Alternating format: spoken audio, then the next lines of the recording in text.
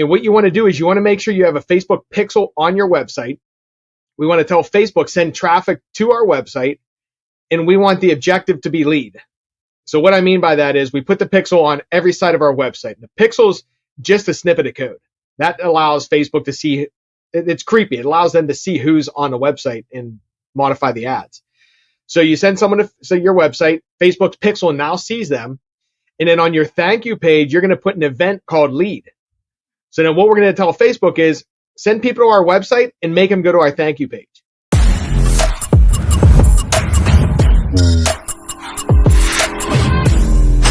Hey guys, welcome back to the Purpose and Money podcast. Today, I'm super excited. We have special guest Bryan Driscoll. We're going to talk about how you combine your marketing and real estate expertise to have an amazing multi-million-dollar business. Bryan Driscoll is an expertise who's been able to combine digital marketing with his savvy real estate investment background. He helps clients maximize their potential, and he has a long history of success in marketing, starting out as an independent freelancer to help businesses strengthen their SEO backgrounds and their websites in 2000. He started out as a one-man show working from home via Odesk, now Upwork, with the goal to help people grow and get to know themselves and their audience well. In 2014, Bryan set the wheels in motion when he purchased his first real estate property. And he noticed that a $15,000 wholesale fee was attached to the deal, and the wheels started turning in how he could get himself into real estate and marketing in the Pittsburgh area. He tossed around the carrot and he crushed it. And that's how Motivated Leads was born. With time being so precious, Bryan knows the importance of staying put. Literally, his wealth building strategy has developed to where he helps you invest in a single zip code. So we're going to talk about how to niche down into a specific area, build wealth through real estate and digital marketing. Hi, Bryan. Welcome to the show. Thank you so much for being here today. What's going on? Thanks for having me. I am excited because these are two of my favorite subjects. Most people don't know I have a secret love for digital marketing because I created a secret business, digital marketing. Nice. A few years ago, a client asked me to, that I interviewed for a magazine, and then he hired me to help with some blog writing, actually asked me to start writing his emails when he created an ebook and he wanted to do a sales campaign for it. The sales campaign went so well that he then hired me to do his emails full time and then introduced me to all his friends. So I have been secretly building a email marketing business that's pretty successful with 5 good clients who are steady and they are IG influencers. So I love to talk about email marketing. And this is the first time I'm probably talking about it publicly. But I also love real estate because most of you who listen to the podcast know that I started out in single family homes, renting those out. And now I invest in hotels and apartment syndications. So now we get to combine my 2 favorite topics today with Bryan. And you're so awesome to be here and to discuss. So let's hop into one thing first.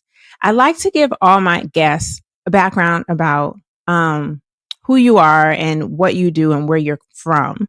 So if you could just take a second to let me know, what was money like for you when you were growing up? Because some of my guests, this is literally how they get insight into your life and how you've been able to transition to where you are today. Yeah, sure. So I'm in Pittsburgh, Pennsylvania, born and raised, right? I actually grew up in a town called Bethel Park. I still live here. Like, I'm born and raised in Pittsburgh, which my accent could probably tell you that, right? I mean, we grew up normal. We weren't rich or anything like that. Got a job when I was 16, working at the hardware store up the street. I was one of the kind of people, I've had probably like 50 jobs. Like, I went to work somewhere. I'm like, you know what? Screw this. I'm going somewhere else. So I was just one of those people. It took me a while to find out, really what I wanted to be doing. But yeah, I mean, that's where I came from. That's awesome. And I love it how you still stay home and still made an impact where you live. So what came first? Was it the marketing side of you that was woken up, or was it the real estate? It sounds like marketing, but Did you actually have a passion for both and you just went into marketing first? It was a hybrid. So I went in back in like 98, my dad took me to you know who Ron LeGrand is? Mm-mm. He's one of the guys that he used to travel the country giving seminars. Okay. So I went to one of those seminars back in 98. I was 18 years old and bought one of the courses in the back of the room. It was like $2,000 or something, which is a lot of money, right? Put it on my credit card, learned how to do real estate, stuck up ads in the newspapers, things like that. We were doing newspaper back then. Like you didn't have online stuff. Got a whole bunch of people that wanted to sell their house and I couldn't do anything with them. I didn't know what I was doing. So I got into real estate then, but it didn't work. Then I got into digital marketing about 2000, early 2000s. Then I got back into real estate and it did work. So if that makes sense, kind of like a hybrid. Yeah, it did. It did. But it's interesting to know that you didn't get discouraged. I think that's really important for people to realize that you can do something again the second time around and do it better. What did you do differently the second time around, though? Well, the second time around, I had more punches in my face. Like I failed a lot, right? So, and then the second time around, it was different. So initially I went to this seminar. It's like how to get rich, pretty much, like how to get into real estate without spending any of your own money, which people can do that. But the second time around, I was older and I had a little bit of money to invest. So it made purchasing the property make more sense in my head. And also it just made more sense. I was more comfortable with it. So I purchased the property, put some cash into it, refied back out, and that worked. Versus I never got into the sub 2 type of stuff, which a lot of people do. It just didn't work for me. Got it. Got it. So what was your first job in the freelance space? Seeing that you did real estate, didn't work, then you got into marketing. What was the first thing you did? My first job, I was freelancing on Odesk, which is now Upwork. Mm-hmm. I remember my first client, he was a jewelry business in Israel.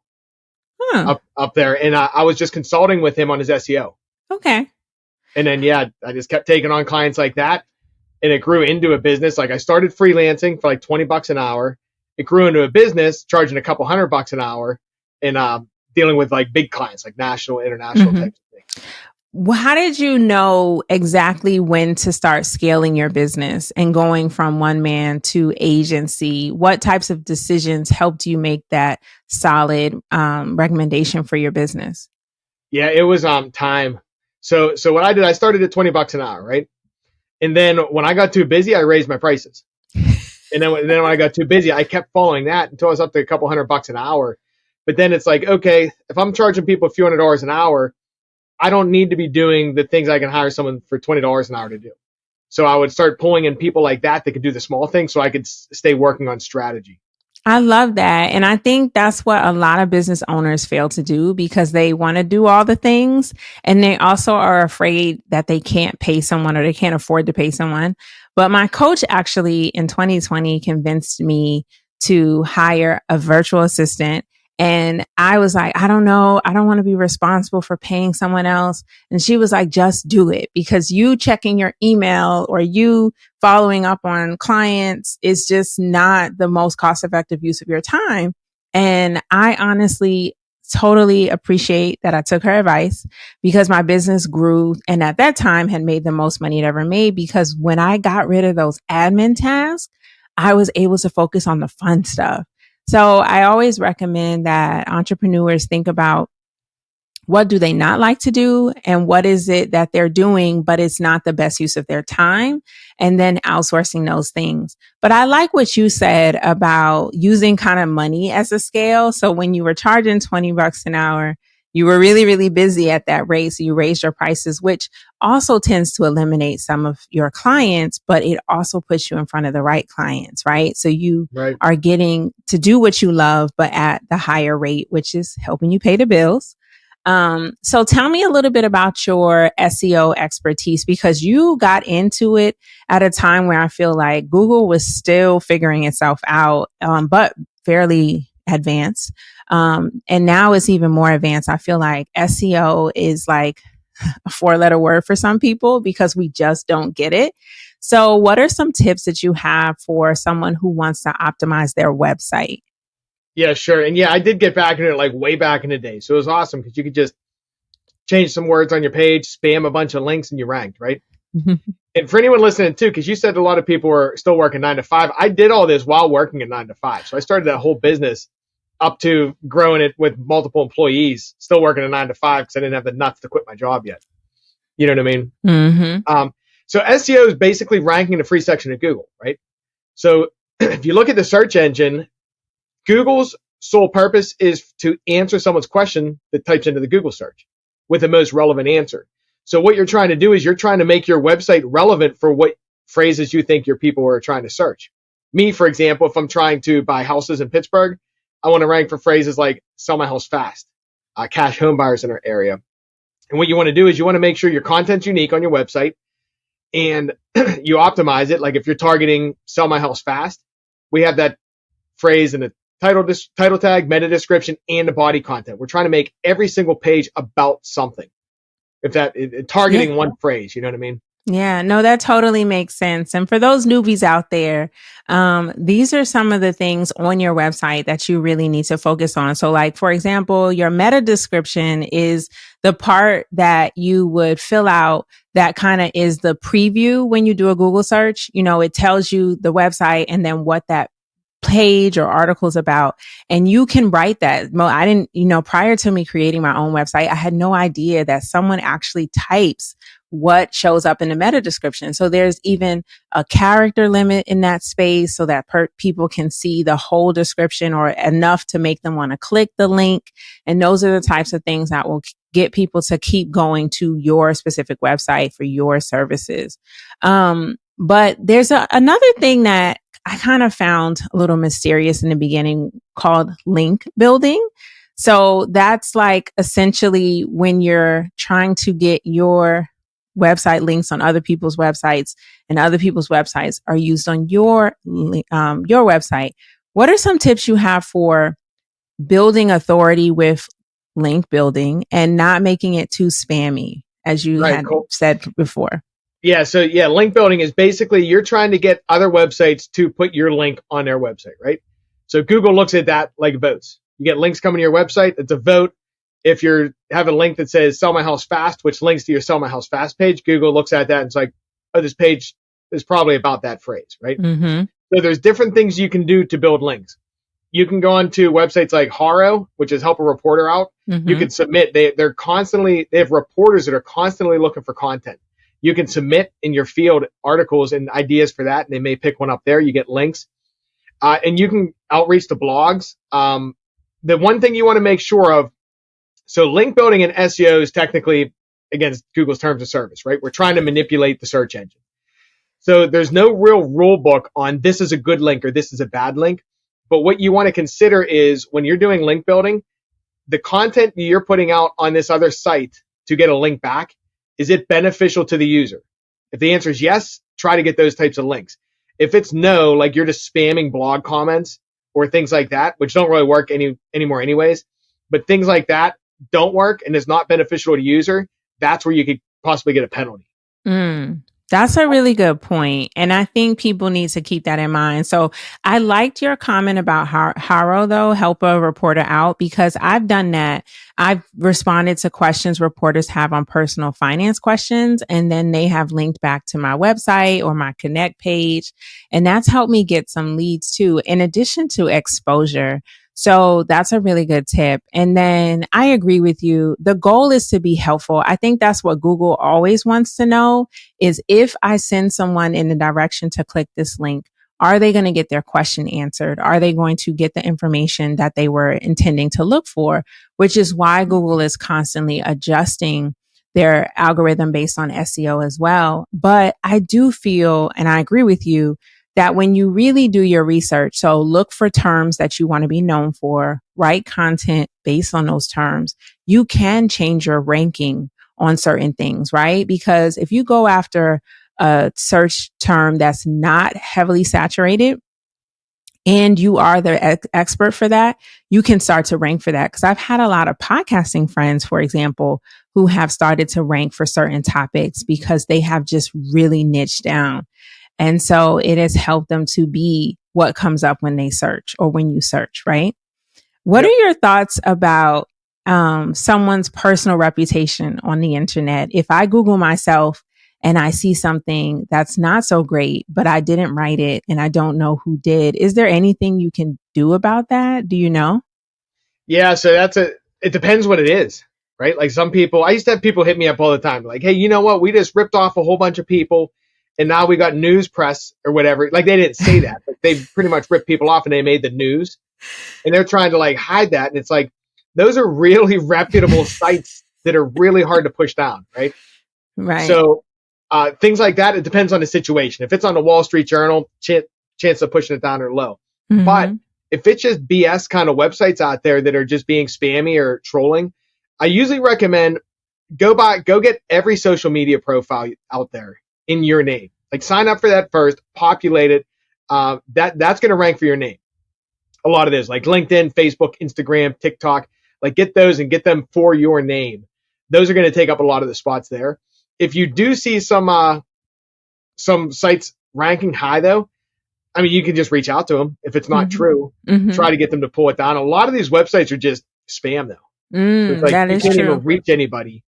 You can report to Google on spammy stuff, but who knows what they do. Yeah, it might go down a black hole or something.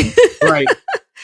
So, okay, next thing, as an entrepreneur, I really feel like ads are constantly being talked about as the way to get yourself in front of eyeballs that have never seen you, right? And a lot of times we might have the best product or service, but we just don't have enough visibility in the market. What are your opinions about Facebook ads? Are they worth it? Or is there really a way to organically go viral anymore? Yeah, so Facebook ads are worth it. It depends on what you're doing. So if you're selling a product, 100% Facebook's really effective. Because Facebook shows ads based on behavior. So if you're looking at, like, I'm not going to see ads with dresses or shoes, but my wife will. But I'll see ads that are relevant for me. So they're targeting people. So Facebook ads will work if done properly, though. What I mean by that is there's a Facebook pixel. And what that is, it's if you're setting up a Facebook ad campaign, there's multiple ways to do it. Number one, a lot of people I see that are new just boost posts. I don't recommend that. That's wasting money. Doing traffic campaigns, engagement campaigns, video view campaigns, usually you're wasting your money on those also. What you want to do is it depends on what your objective is. I play a lot in the lead gen space. So we're trying to generate leads. So inside of Facebook, there's objectives called you can get for leads, or you can also go for sales if you have a product. And what you want to do is you want to make sure you have a Facebook pixel on your website. We want to tell Facebook, send traffic to our website, and we want the objective to be lead. So what I mean by that is we put the pixel on every side of our website. The pixel's just a snippet of code. That allows Facebook to see, it's creepy. It allows them to see who's on the website and modify the ads. So you send someone to your website, Facebook's pixel now sees them. And then on your thank you page, you're going to put an event called lead. So then what we're going to tell Facebook is send people to our website and make them go to our thank you page. And then we're trying to have their algorithm learn from the people that already made it to our thank you page. What do they like? And show our ads to more people like that. So if you do it that way, same on e-commerce, you do the same thing with a purchase objective. And even one more step on that is you would have an add to cart and then a purchase. People that make it to add to cart and don't purchase, you can retarget them with promo codes. Wow. See, and I just thought Big Brother was always listening. Yeah. Because you know how sometimes someone will say like, you just recommended to me, I should go check out Aquania's dress boutique because you saw this really cute dress that you think I would love. So then I go to Aquania's dress boutique on Google, and then all of a sudden I start seeing Aquania's dress boutique ads while I'm scrolling Facebook, while I'm scrolling Instagram. And I'm always like, man, Big Brother is listening, but it's all a part of cohesive marketing strategy. That's what it sounds like. Like people are thinking through your behavior. You went to Google, you looked for that. You didn't buy anything the first time, but now we're going to put ads in your face with a coupon code and see if you buy. Yeah, exactly. Yeah, they call that retargeting. They're retargeting you because you've been on the website already. Yeah, I love it. And I think that could be a game changer for a lot of small businesses, especially if awareness is your challenge, right? So spending money on ads. What do you recommend as far as a marketing budget? Let's say I'm just starting out and I'm building a business and I don't want to go broke doing ads. What should I do? That's a big question. So it depends on your business, right? And it depends what you're trying to do. For example, if you have an e-commerce business, like you sell a product, start small and then reinvest, because e-commerce, you will get sales immediately. Like not immediately from the ads, but whenever somebody purchases, you get paid right then. Right. So you can true. reinvest that money in. So what I would do is start small with a budget, and it depends on the industry on how much you spend. I usually recommend like $50 a day, which is $1,500 a month. I know a lot of people starting can't start that high, so start with whatever you can, but then take and reinvest it. Now, if you're in the lead gen space or say even content creation, you might not see a return for 6 months. Like say you're trying to promote a podcast. You're just getting awareness. You're not getting money back from that normally. So you have to think, okay, how much can I afford to put towards this? And how long can I sustain that before I'm going to get money back? Like in my case, we're looking to buy houses. It might take 60 days to close a deal. So I need to be able to sustain probably 6 months, I would say, a budget so that I know money will be coming in to keep it going. That is such a good point. And I didn't even think about that. But as a business owner, when we want to be forward thinking, we want to budget, that's something really important to think about. So what is the big difference then between Facebook ads and Google ads? Is one preferred over the other? That also depends. You're asking good questions. So here's how it works. Yeah. Facebook is impression based. What I mean by that is you tell Facebook, I want you to show my ad, and they're going to show it. Maybe they'll show it 1,000 times for $20, and they're showing it to people based on their behavior. So what I mean by that, if I'm targeting people in Pittsburgh, I might say, hey, I want to target people in a 15-mile radius in Pittsburgh that are 35 years old and female, or whatever it is. They're going to show my ad, but I'm competing against everybody else for that same impression share. The bakeries, the shoe stores, things like that. It ends up being cheaper though, because we're only paying per impression, not click. Now on Google, somebody's searching intent, like that's user intent. They're searching like in a real estate space, sell my house fast. In this particular space that I play in, cost per clicks are really expensive. It may be $35 or $50 for one click. So the intent is there, but it's really, really expensive. It might cost you $400 to get a lead, right? So they're different on that. So depending on your industry, like if you're a doctor, lawyer, mortgages, real estate, life insurance, or any type of insurance, it's really expensive on Google. Facebook's cheaper, but you kind of want to build a funnel. So you send traffic from Google to your website and retarget them on Facebook, and also try to bring in cold traffic from Facebook. I don't know if that answers your question. It does, but it also sounds like I need to hire an expert. Just because experts can sort of, like you said, strategize and work through these different scenarios. Where do you get the person from? What do you offer them for free so they want to get on your email list, listen to your podcast, or sell their house with you? But I would imagine that you've done this well because you have built a $5 million real estate portfolio through your business. So let's hop into that and how marketing has helped you be successful in the real estate space. When did you see, I guess, your first success as a real estate investor after that first closing? Yeah, it was probably like, I don't know, 10 years ago. So I bought my first property and I did well on it. And then we slapped up, it's called a Carrot website. We put one of those up and just put some ads to it. And people started hitting us up wanting to sell their house. Wow. Like unsight unseen, never heard of you. Like, hey, just searching. I want to sell my house and yours came up. That's pretty dope. So What is your process then? If someone contacts you and says, I want to sell my house, what did you do to help them exactly? So what I do is if someone hits up our website and wants to sell their house, number one, we call within seconds. You have to call really fast with online leads, right? And then I have a text message sent out to them also, just in case we don't get them, asking them to book an appointment for us to come give them an offer. But when I get them on a call, I mainly want to find out what's their problem. Like people that we buy from usually have problems like their house is too beat up, it's distressed properties, they inherited it and they don't have the money to fix it. So we're usually buying junk houses. and then fixing them. And then I just keep them and rent them out. Oh, okay. So what we're trying to do is we're just trying to find out, okay, what's your situation? Like, what's the problem? And then can we help you solve that problem and create a win-win? Interesting. And what exactly is that strategy called? I think it does have a name, right? I don't even know. The BRR. Oh, the Burr method. Yeah, right. R I don't even know.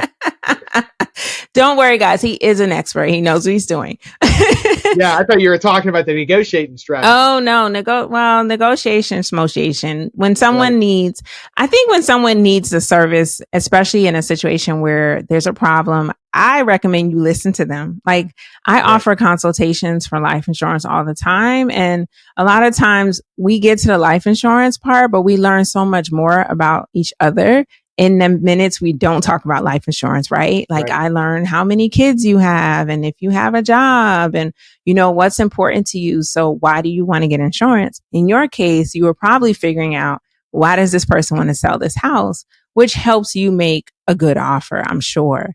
But then you said you intentionally buy homes, fix and renovate, and then rent, right? Right. So why not flip and sell? Yeah. So yeah, you're right. It's a Burr method. That's what I do. I don't want to start like, so I have full-time income from my digital marketing agency. I buy properties for a little bit different reason than most people do because I'm trying to push money to the future and build wealth. So I don't need to flip houses or anything like that because if I flip it, I don't have anything to do with the money anyways. Like I'm trying to buy as many properties as I can and I don't have enough actually to purchase. Mm-hmm. So, and I don't need the income on it. So that's why I just buy them. But I like the Burr strategy because what you can do is you can buy a property cash, fix it, and then the bank will give you all your money back. And then the tenant pays the mortgage. And then you get to keep recycling this. You have to have enough money to initially get it or know somebody that has enough to buy the house cash. But after that, you're just recycling the same money and getting houses for free.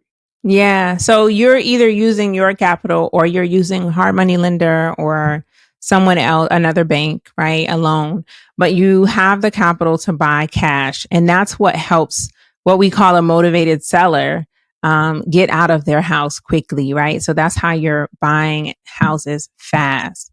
And then on average, how long are you taking to renovate? Yeah, normally I'll take like 2 months, something like that. We'll turn them around pretty quick.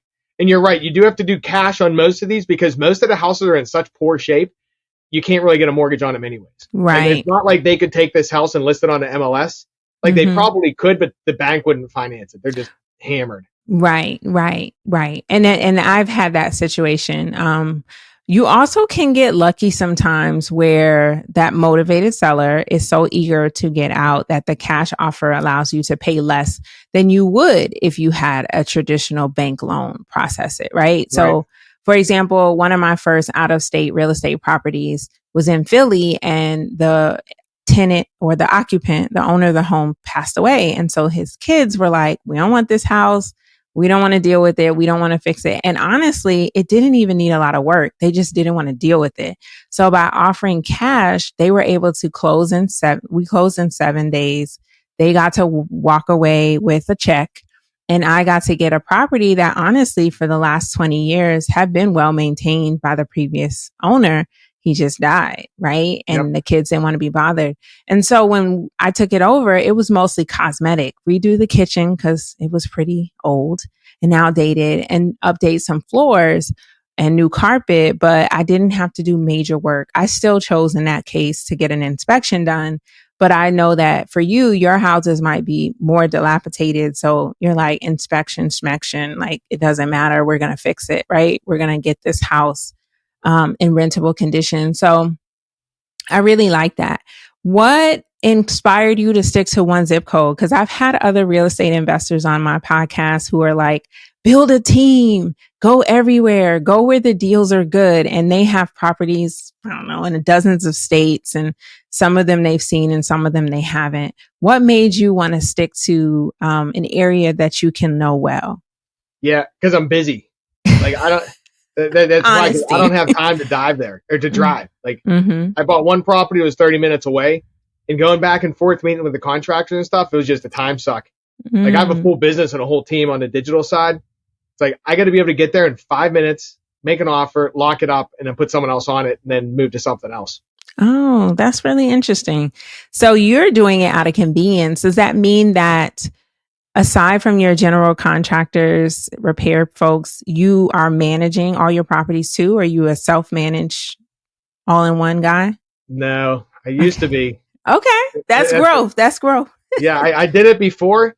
I had a problem. I managed my first couple properties, and people would talk me into renting that to them, and they totally trashed the place. Like I wasn't able to, I didn't have that filter to pre-vet them. So now with the property manager, they manage all my stuff now. And when we rent a property out, it's just a piece of paper. It's like, do they pass or fail? I don't know them. I'm not hearing their stories, anything like that, to get talked into renting to someone I normally wouldn't. Mm-hmm.